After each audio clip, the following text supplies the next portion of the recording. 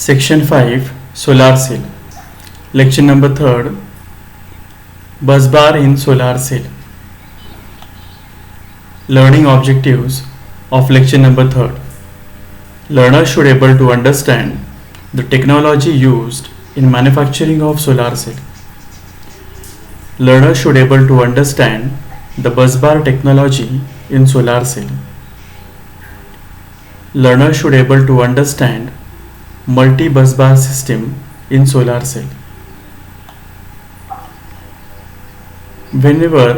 While manufacturing a solar cell, basically it is made up of the busbars, that is the vertical lines which we have seen in the solar cell, that is the busbar, and the horizontal line which we are seeing, that is the fingers.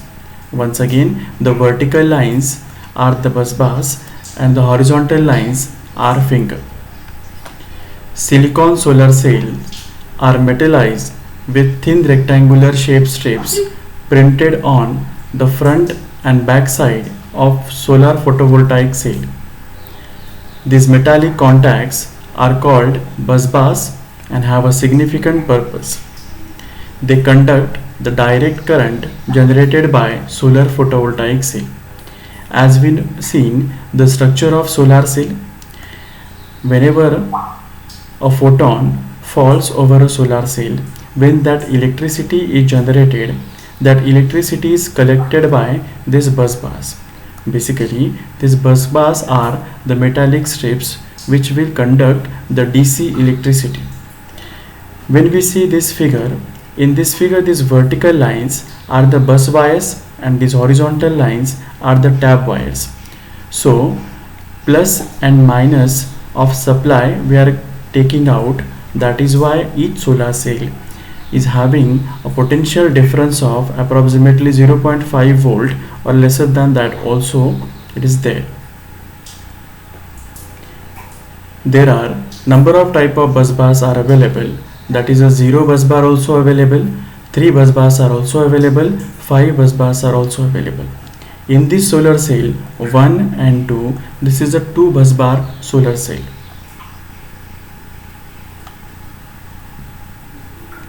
Multi-busbar solar cell. Now when we see the first diagram, there are two metallic strips or vertical metallic strips are available, therefore it is a 2 busbar. Here 3 vertical strips are available, it is a 3 busbar. 1, 2, 3 and 4, 4 vertical strips are there, 4 busbar, and this is a 5 busbar system. 3 busbar of solar cell. The most common solar cell design involves 3 busbars printed on the solar cell. Most of the solar panels that are consisting of this 3 busbar system. In latest of a solar panel system, there are 5 busbars are also available. Currently, one of the leading trends in the solar cell and the module designing. Internal connection in the solar cell. Now this diagram is typically the front view of a solar cell. In a front view, the vertical lines, that is busbar, are basically the tin copper strips, and the horizontal lines on this front side there is a silver oxide lines are available. Basically this strip is a sketch showing front view of typical pseudo square solar cell.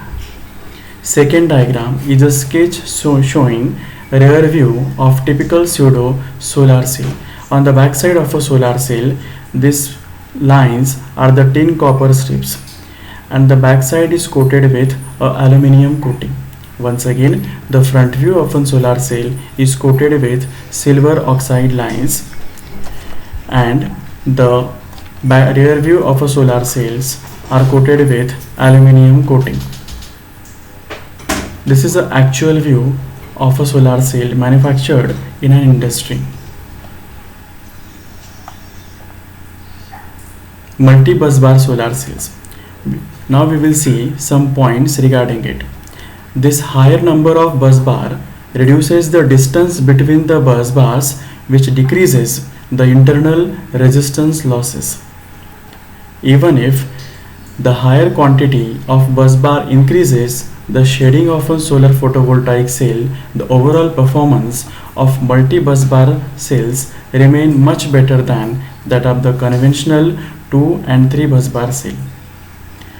The higher number of bus bar reduces the effective finger length between the bus bars, which decreases finger resistance losses as well as the impact of micro cracks. Solar cells are made of very thin wafers, usually about 0.2 mm thick. They have some flexibility but can suffer from the pressure induced crack, which are so small as they impossible to see with the eyes. These are called as micro cracks. Basically, the thickness of a solar cell is 0.2 mm thick.